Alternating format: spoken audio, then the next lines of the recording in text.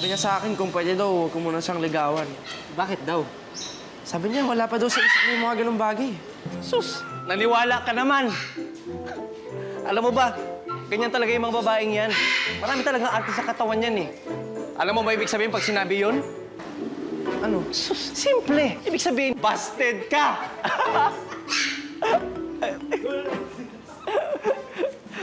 Binasted mo si Gino? Di naman, ate. Sabi ko lang sa kanya, huwag na lang niya akong ligawan. Yun lang. O di binasted mo nga.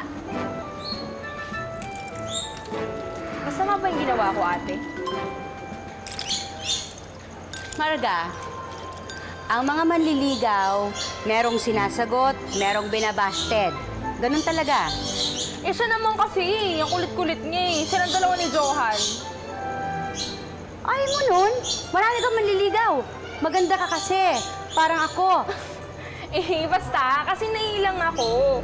Mas gusto ko yung sa una, friends lang kayo, tapos, ayun, marirealize nyo na lang na gusto nyo pa rin isa't isa. Parang kayong dalawa ni Kuya Mateo nun. Ano? Oy, Marga.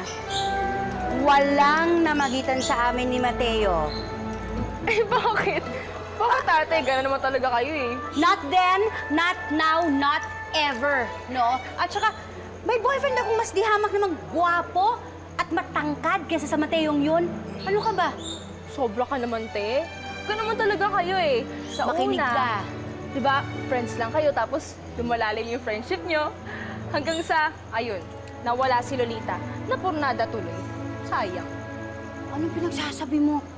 Naku, nakakahiya ha?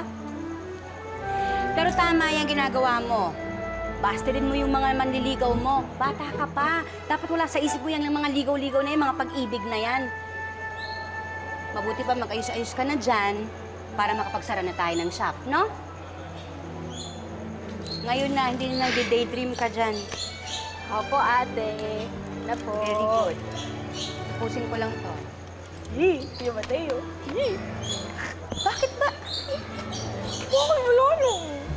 Ito na po, nag-ayos na po.